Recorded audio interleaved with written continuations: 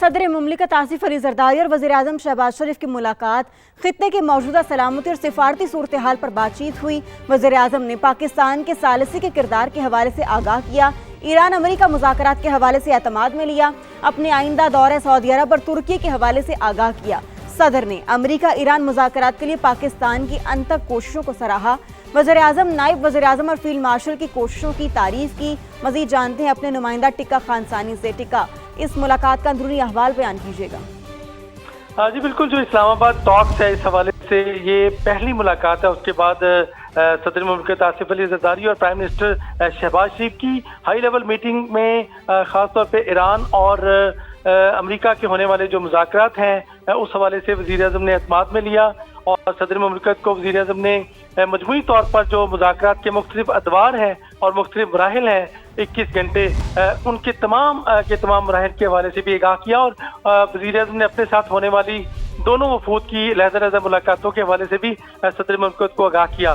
सदर मुमलिकत आसिफ अली जरदारी ने पाकिस्तान के किरदार की तारीफ की और ख़ास तौर पर सालसी के हवाले से अमन की कोशिशों के हवाले से पाकिस्तान के किरदार को और ख़ास तौर पे वज़ीर आज़म शहबाज शरीफ और फील्ड मार्शल सैयद आसिम मुनीर और डिप्टी प्राइम मिनिस्टर इसहाक डार जो हैं तौर वज़ीर ख़ारजा जो उनकी काबिलियत थी उनको सराहा और सदर मुमलिकत ने उसकी तारीफ की।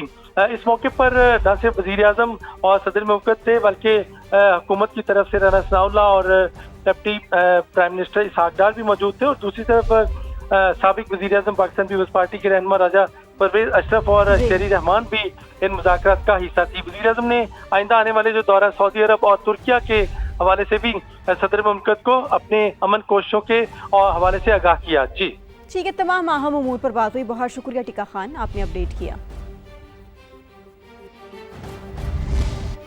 अमेरिका को धचका, नाकाबंदी के बावजूद 4 ईरानी बहरी जहाज आबना हुर्मस से गुजर गए। ये दावा बरतानी नशरियाती इदारे BBC की जानिब से सामने आया। ट्रैकिंग डाटा के मुताबिक 4 में से 2 शिप ईरानी बंदरगाहों से रवाना हुए थे, जबकि बाकी 2 जहाज थे जो अमेरिकी पाबंदियों की जद में हैं। इसके बावजूद एक जहाज शारजा से रवाना हुआ और दूसरा चीन से आ रहा था, जो आबना हुर्मस उबूर करके ईरानी बंदरगाह पहुंच गया।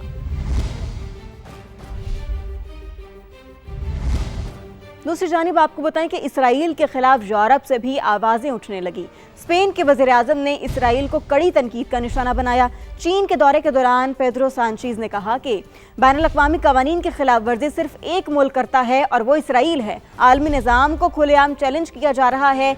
ईरान के खिलाफ अमेरिका और इसराइल की जंग गैर कानूनी और एकतरफा है।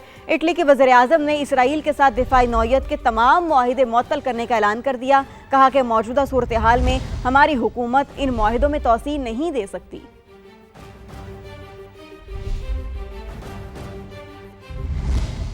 अब आपको ये भी बताएं कि IMF ने मशरिक़ वुस्ता जंग से आलमी मईशत मुतासर होने का खदशा जाहिर कर दिया।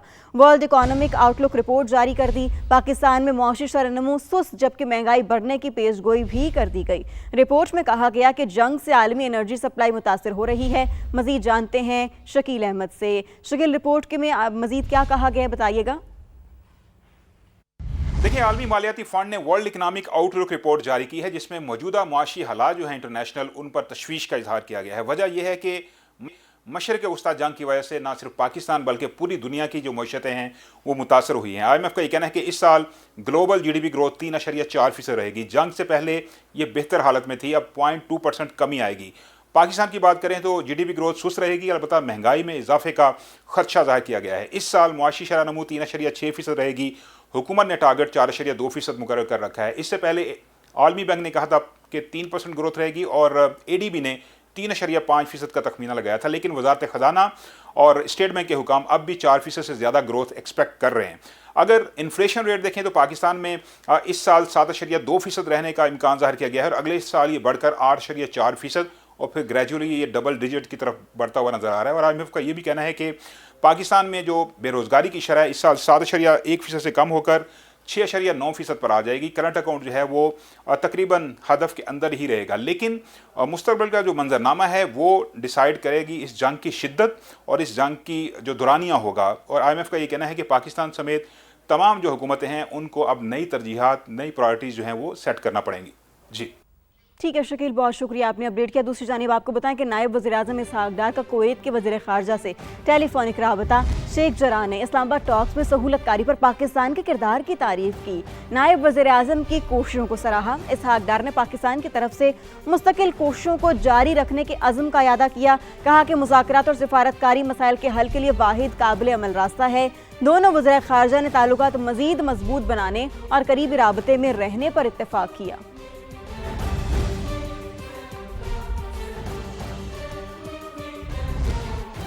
कतर ईरान और अमेरिका के दरमियान सालिसी की कोशिश नहीं कर रहा। कतरी वज़ारत ख़ारजा के तर्जुमान माजिद अल अंसारी की briefing.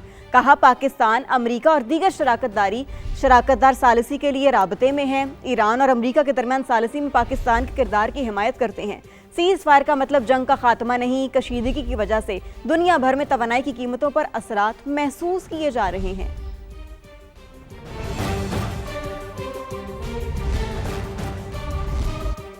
Pakistan world peace maker. America और ईरान के दरमियान मुआहदे की उम्मीद रोशन। सालिसों ने फरीकैन को दोबारा मेज पर बैठने की कोशिशें तेज कर दी। पसे पर्दा राबते जारी। मुज़ाकरात का दूसरा दौर जल्द मुतवक्के। अमरीकी और ईरानी रहनुमाओं की मुलाकात के लिए मुमकिना तारीखों और मकामात पर गौर किया जा रहा है। हुकाम तनाज़े के सिफारती हल के लिए पुरुम्मीद हैं। न्यूयॉर्क टाइम्स ने दावा किया है कि तेहरान 5 साल के लिए यूरेनियम की अफजूदगी मुअत्तल करने पर तैयार है, जबकि अमेरिका 20 साल पर इसरार कर रहा है।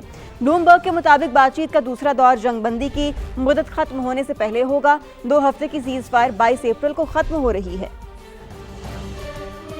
अमेरिका और ईरान को एक बार फिर मुज़ाकरात की मेज पर बिठाने का मिशन।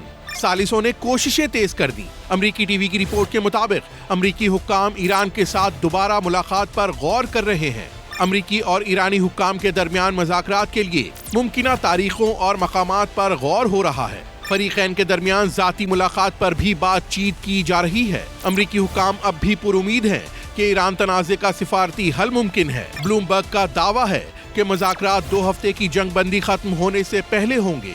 एसोसिएटेड प्रेस ने भी जराए से तस्दीक कर दी। रिपोर्ट के मुताबिक तेहरान और वाशिंगटन नए मुज़ाकरात पर रजामंद हो चुके हैं। सदर ट्रंप ने भी मुज़ाकरात का इंदिया देते हुए दावा किया है कि ईरान मुआहिदा करने के लिए बेताब है। We've been called by the other side. They'd like to make a deal very badly. Very badly. New York times की रिपोर्ट के मुताबिक ईरान ने यूरेनियम की अफजूदगी 5 साल के लिए मुअत्तल करने की तजवीज दी है। ताहम अमेरिका 20 साल पर इसरार कर रहा है। सालिसों को उम्मीद है कि फरीकैन के दरमियान जल्द मुआहिदा तय पा जाएगा। खबर यह है कि इस्लामाबाद में ईरान से मुज़ाकरात में अहम पेशरफ्त हुई। तेहरान को एटमी मवाद मुल्क से बाहर भेजना होगा। यूरेनियम अफजूदगी की सलाहियत मुकम्मल खत्म करना होगी। नायब अमरीकी सदर जेडी वेंस का फॉक्स न्यूज़ को इंटरव्यू। कहा ईरान इस बात की यकीन दहानी भी कराए कि एटमी हथियार नहीं बनाएगा। आपने हुर्मुज़ खोलने पर भी पेशरफ्त की जाए। वाज़ेह कर दिया कि बातचीत के दूसरे राउंड का इन्हसार तेहरान पर है। मशरिक़ वस्ता में क़यामी अमन के लिए खलीजी ममालिक के दरमियान राबते थे। सऊदी अरब और कतर के वज़ीर ख़ारजा ने अमरीका ईरान मुज़ाकरात पर बातचीत की और ख़ित्ते में अमन और इस्तेहकाम की बहाली पर जोर दिया। दोनों के दरमियान कशीदगी रोकने और मुज़ाकरात की बहाली के लिए राबते तेज करने पर इत्तेफाक हुआ। शहजादा फैसल बिन फरहान ने अमाराती हम मनसब से भी ख़ित्ते की सूरत हाल पर बात की। ईरानी वज़ीर ख़ारजा अब्बास अराग़ची ने ओमानी हम मनसब से राबता किया। दोनों रहनुमाओं ने जंगबंदी और मुज़ाकरात की सूरत हाल पर तबादला ख्याल किया।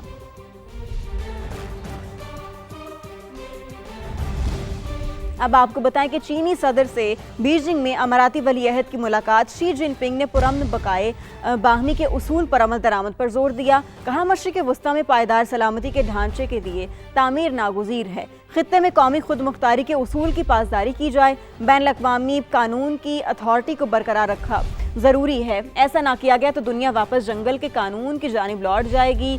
चीनी सदर ने खलीजी ममालिक को मिलकर तरक्की के लिए साजगार माहौल पैदा करने का मशवरा दिया।